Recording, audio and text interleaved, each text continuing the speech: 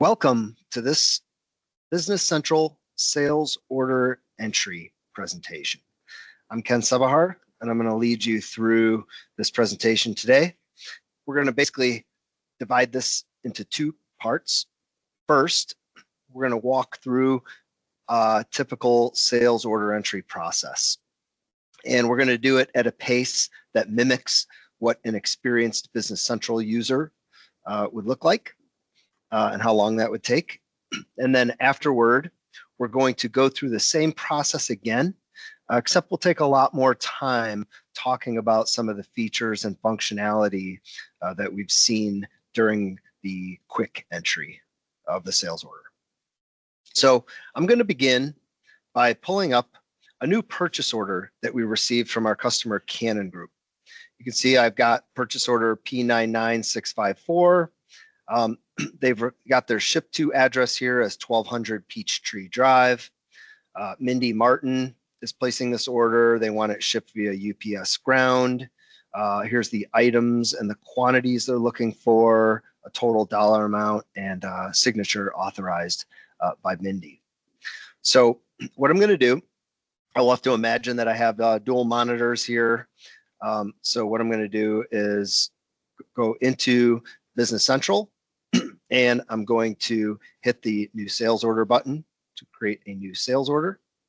I'm going to hit enter to assign the next order number. I'm going to type in part of the customer's name to find Canon Group. I'm going to select who is the buyer on this. This was Mindy. So we're going to pick Mindy as the sell to contact. Yes. Do you want to change the bill to contact? No, let's not change that on here. Now I'm going to enter my purchase order number. I see that it's selected their primary ship to address code of 30, which is Main Street. But as you remember, I was shipping to 1200 Peachtree Drive. UPS ground is their default shipping terms. They would like this delivered by the 26th there. So now I'm going to go down to the lines. I'm going to search for the first item they're looking for here, which is this SL action clamp 302 hex head. So I'm just going to type in 302. It's a quick way of searching through here. I found that item there. It gives me a warning about a date message here. I'm going to fill in my quantity. Then they want a 304 also. So we're going to select 5 of those as well. So I've got those items on there. I'm going to scroll down 155.65. That matches the total on the purchase order. I'm going to go into attachments here, and I'm actually attach a copy of that purchase order to this order here. So I'm going to find a copy of that PO. I forget where I placed that purchase order. Bear with me for a moment here. I'm going to go find that. I always forget where I put things. So here we go. Took a little longer there to find that PO. I've now got that attached. Next step. I see I have some notifications here. I'm just going to check these notifications. Okay, they have recurring sales lines. Do you want to insert them? No. And just notifying me they do have an overdue balance. So I'm going to close those. I will go back to here. I'll release the order, which changes my status to released. And the final thing I need to do is email an order confirmation to Mindy and team. And so you see here, I've got the body of the email. I've got a copy of the purchase order attached here as a PDF. Here's my order total. And we're going to go back here and go ahead and send that email. And that concludes the sales order entry process. Now, let's take a look. Let's go back through this again, take a little bit deeper dive. So the first thing I did was I hit this action here to create a new sales order. It's kind of a quick way to enter a new order. Now, if I wanted to, I could have started on the sales order list page. So this is showing me a list of all of my outstanding sales orders that we have out there right now. And then from here, I could just click on the new button to create a new sales order. Now, what I did quickly here is I hit tab to auto assign the next available sales order number in a sequential series. I just want to point out here that you can have multiple order numbering series here. So if you have different types of sales orders and you want to assign a different prefix or just a different numeric sequence to those orders, you can set up relationship between different number series and then have the user select which number series they'd like to assign to that order. That could even allow for the manual assignment of order numbers. So my next one is here. Now, remember, the next thing I did was I just started typing in my customer's name into the customer number field. That's because we have cross-field search here. So as I type in anything, it's looking at contents of all of the fields that I have displayed here. I can go to the full list and do even a more advanced search across any field on the customer record. As soon as I find it, right, I could have multiple. If I just type CA, I have multiple customers here. I do find Canon groups, so I can just select that and pull them in. As I mentioned on the Mindy Martin, when I changed the contact name, this is part of the built-in CRM system inside Business Central. It comes with the standard Essentials license or premium license. And it'll, at a basics, it allows you to store an unlimited number of individual contacts with their own email addresses, cell phone numbers, profile information, job titles or positions, comments, interactions. It also has full sales team management, to-dos, opportunities, sales campaigns as well that integrate with pricing. So that's all built in there. We'll again pick Mindy as our contact. You'll notice here I do have an option to actually change Mindy to be the bill to contact. So maybe if I want the invoice to get sent directly to Mindy, I could change that here. If I don't, it'll go just to Canon Group's standard bill to contact. This field here, external document number, this is typically where I put, I'll put the purchase order number in here. On ship to, you'll notice I did change to select. So for each customer, you can assign a default ship to address that's different from the customer address. In this case, it's this Main Street address here in Rolling Meadows. I did change it to Peachtree, which is in Atlanta, Georgia. One other thing here, you'll note that I do have the ability to specify a custom address.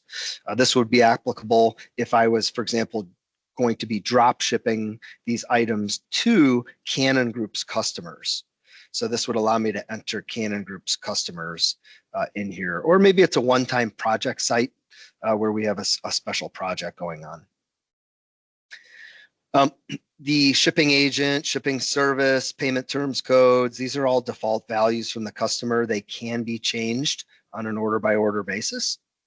The requested delivery date, any date field inside of Business Central, I have a little calendar look up here so I can pick different dates, look across different months. Say this Friday is the 26th. Okay. Now, as we go down to the lines, again, I have cross-field search, so I could either type in part of my item number. In this case, it pulls up SL action clamp, or I could just type action clamp, right? If I have a bunch of different action clamps out there and I want to look at the list of those and select one off that list, I can do that as well. Okay. Next, I can fill in the quantity here, and you'll notice that my unit price has automatically been defaulted in for me here. Now, let's take a look at the details here. So over on my details, I have fact boxes. This gives me different information. I can look up, like, for example, previous sales shipments and invoices to this customer. Maybe if I want to look up the last time we sold this item to this customer, I can use that to find that information. I also get presented with specific pieces of information about this customer, maybe their phone number, their credit limit, available credit, and other relevant information, as well as item availability and information. So for this item here, you can see that I'm requiring 5 on this order. And then if I look down at availability, we have 421 currently available for inventory. Now, this is actually calculated as quantity on hand less quantity already sitting on outstanding orders. So it truly is an available quantity, not just an on-hand quantity. So I can see this is how many I currently have available that I could sell to this customer. And then lastly, if I go down a little bit more, I've got prices. So it pulled in a price of $19.25. If I click on the sales prices here, you can see all of the prices for this item currently applicable for this customer. In this case, we see we have an all customers price, kind of like a list price that says if they buy it by the pack, they can get these for $200 per pack. Otherwise, I've got a customer specific price set up here that says they pay $19.25 per each. Now, if they purchase at a minimum quantity of 50, that price will get lowered down to $18.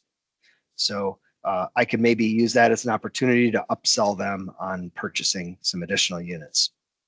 Again, as I go down here, I find my items, I fill them in, same thing here. Any alerts or warnings you'll get as you're entering the order. You may decide on this particular order for whatever reason that we're going to give these guys an additional discount for whatever reason. You can manually adjust the prices or, on here, permissions pending, of course. But for whatever reason, if you wanted to change a price or add a discount, the user does have the authority, discretion to do that as well. Now, in terms of confirming this and releasing it in the first presentation, what I did was I just hit, let me close these out here. I just hit the release button. Now, instead of maybe allowing any user to automatically release a sales order for shipping, you may want to use the approval request feature. So in this case, instead of just being able to release the sales order, I have to send an approval request. Examples of things where it may require an approval request could be a dollar limit threshold. Hey, any order over $500 has to go through some approval process. Or maybe if the customer's over their credit limit, require the credit manager to approve that order before it can be released. Okay. Orders can be reopened at any time after they're released. There is a reopen function. Just be aware that if I reopen it to make any change to the quantity or dollars on the order, I do have to go through that approval process again or to re-release the order. Okay.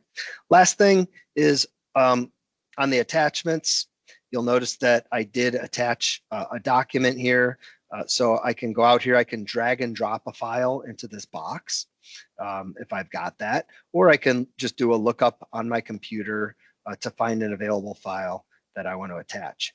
Here you can attach an unlimited number of documents of any type of format, assuming that any user they'll have access to these so they can open these files and take a look at them. For example, I could click right here and it's just going to open this file so I can take a look at it. You actually can save if you wanted, for example, let's say an email came in with a couple attachments on it. What a user can do is save the email as a file and then attach that file right to the sales order.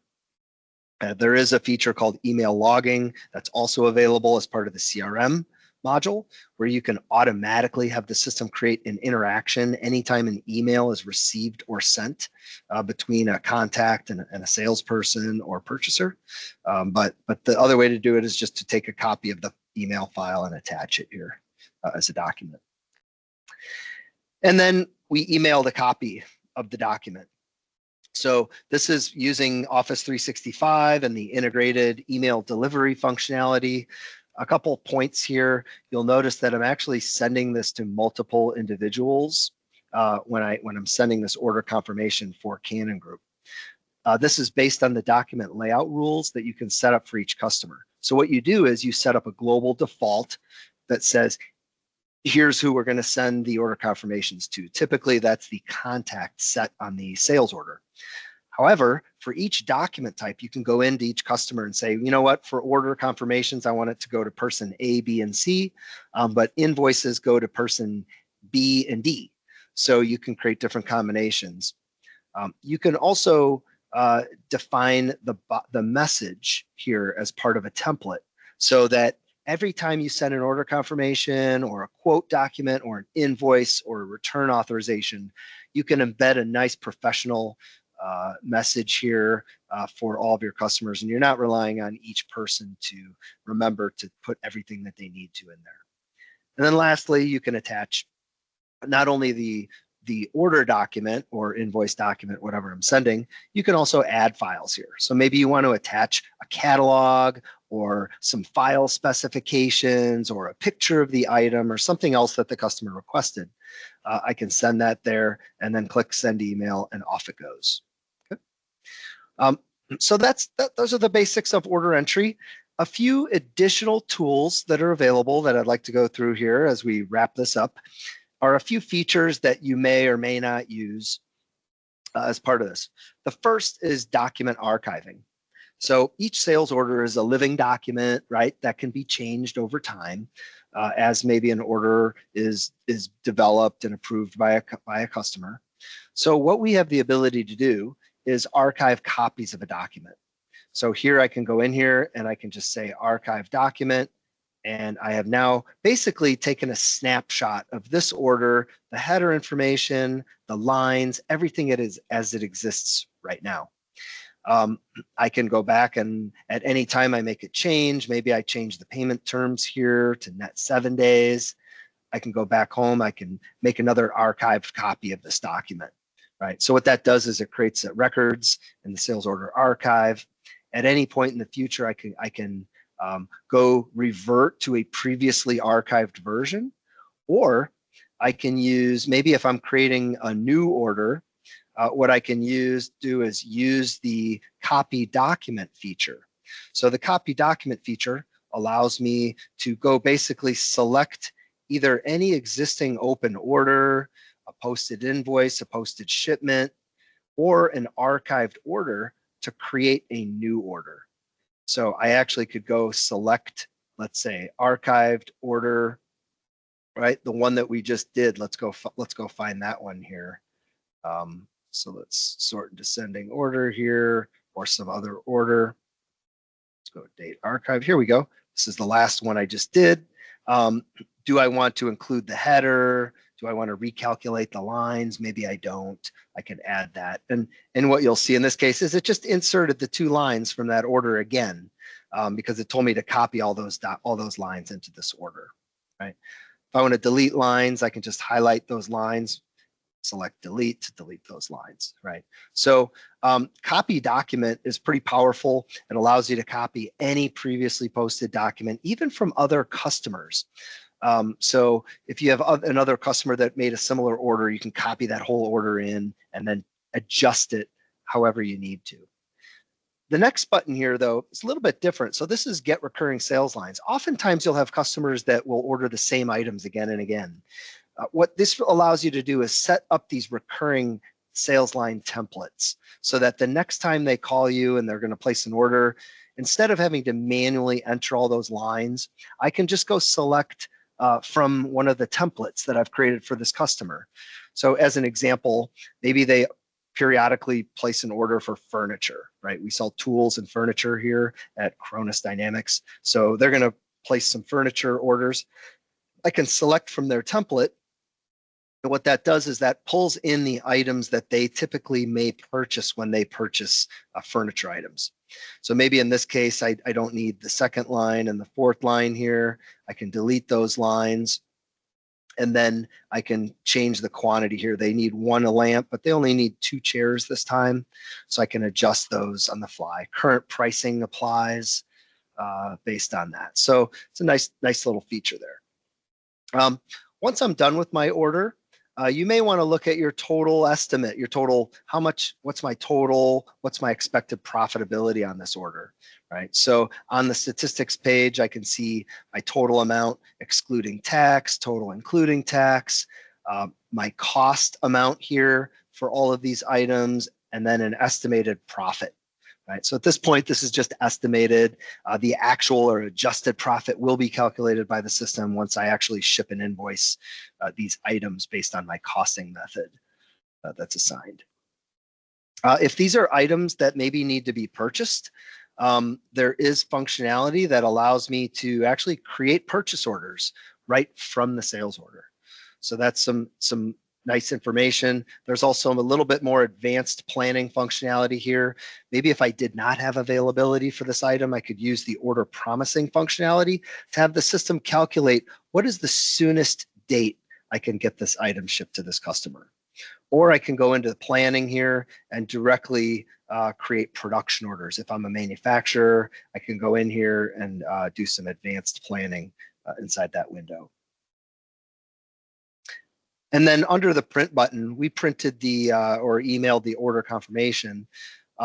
Some other types of documents that you can print here would be a pro forma invoice, if you wanted to ahead of time send an invoice to your customer before the items have been shipped and invoiced.